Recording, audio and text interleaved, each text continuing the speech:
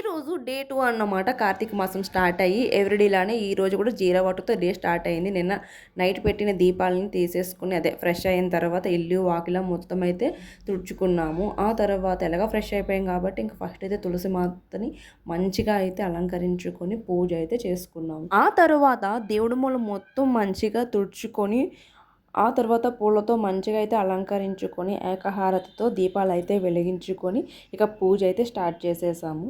పూజ అయితే మంచిగా అయిపోయింది. కార్తీక మాసం కదా, ప్రతిరోజు మంచిగా అయితే బిల్వపత్రాలతో అయితే పూజ అయితే చేసుకుంటాము. మా ఇంట్లో అయితే డైలీ మార్నింగ్, ఈవినింగ్ పూజ అయితే ఉంటుంది. దీపం అయితే పెట్టుకుంటాము. అది కామన్ అన్నమాట. సో అలా పూజ అయిపోయిన తర్వాత మార్నింగ్ టిఫిన్ కోసం గోధుమ పిండి దోశలు అండ్ ఇడ్లీ అయితే పెట్టుకుందాం అనుకుంటున్నాము.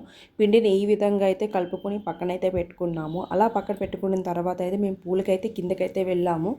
పూజకు ముందు పువ్వులు ఎందుకు కోయలేదంటే మార్నింగ్ లేచి ఇవన్నీ చేసుకోవడానికి టైం అయిపోతుంది కాబట్టి ఎర్లీ మార్నింగ్ మంచిగా పూజ అయిపోయిన తర్వాత ఈ పనులు చూసుకొని పూలు అయితే తెచ్చుకుంటాము.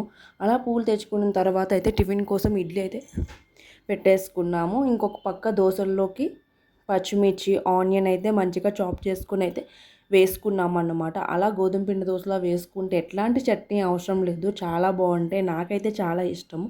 మీలో ఎంతమందికి గోధుమ పిండి దోశలు అంటే ఇష్టం చెప్పేయండి. అలా టిఫిన్స్ అయిపోయిన తర్వాత ఇంకా ఆఫ్టర్నూన్ లంచ్ అయితే ప్రిపేర్ చేసాము. లంచ్ చేసేసుకొని ఇంకా డిషెస్ అన్నీ కూడా క్లీన్ చేసుకొని అయితే పక్కనైతే పెట్టేసుకున్నాము. ఇంకా ఆఫ్టర్నూన్ కాస్త గ్యాప్ దొరికింది కదా, కాస్త స్కిల్స్ని డెవలప్ చేసుకుందాం అని చెప్పి ఏదో ఒక చిన్న ప్రయత్నం అయితే చేస్తున్నాను. తర్వాత కాస్త గ్యాప్ దొరికితే మిగతా పనులన్నీ చేసుకొని ఈవినింగ్ అయితే కాస్త వాకింగ్ అయితే చేశాను. కాస్త స్ట్రెంత్ అయితే పెంచుకోవాలి కదా. వ్యూ చూసారా, చాలా బాగుంది. అలా వ్యూని కాస్త ఎంజాయ్ చేస్తున్నాము.